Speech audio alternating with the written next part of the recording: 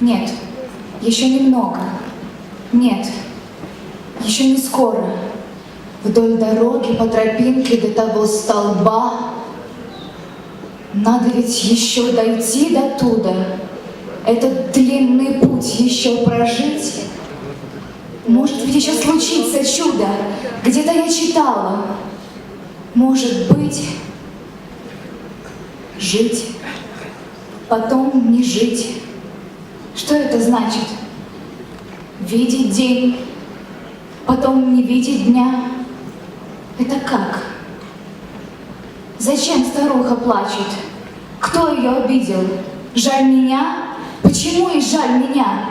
Не будет ни земли, ни боли, слова «жить». Будет свет и снег. И эти люди. Будет все как есть.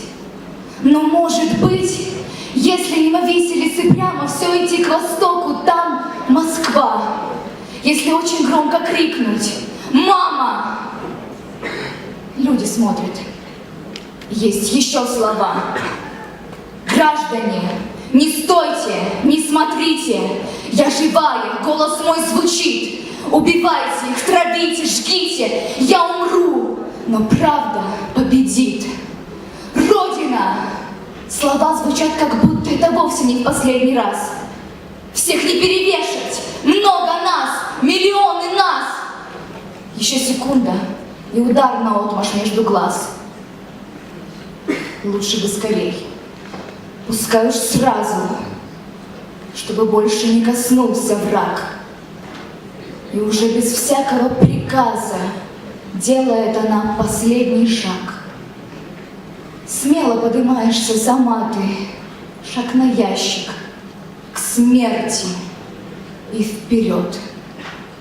Вокруг тебя немецкие солдаты, русская деревня, твой народ. Вот оно, морозно, снежно, мглисто, розовые дымы, блеск дорог. Родина! Тупой сапог фашиста выбивает ящик из-под ног.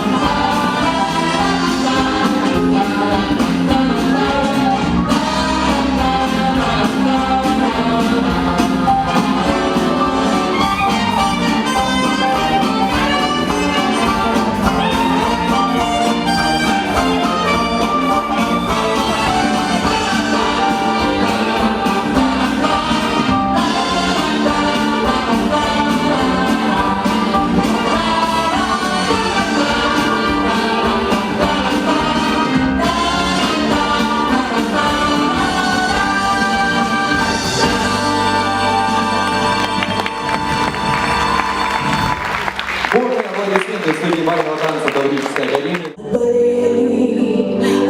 Отмаялись раны твои, но великому мужеству верность меня.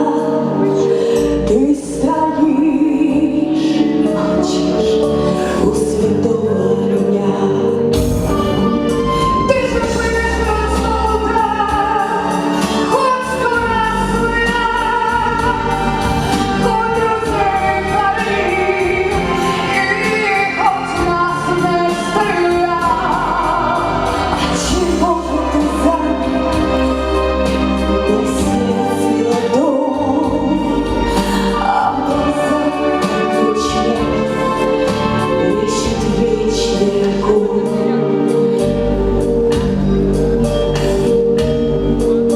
Говорят, что не плачет солдат, солдат, он солдат, и что старые раны ненастью болят.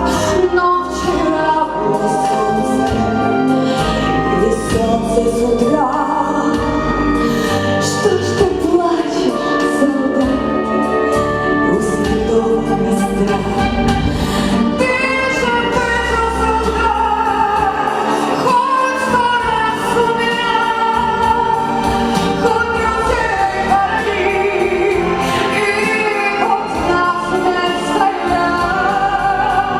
Отчего же ты занят на сердце ладонь, а в глазах ключи ищет вечный огонь?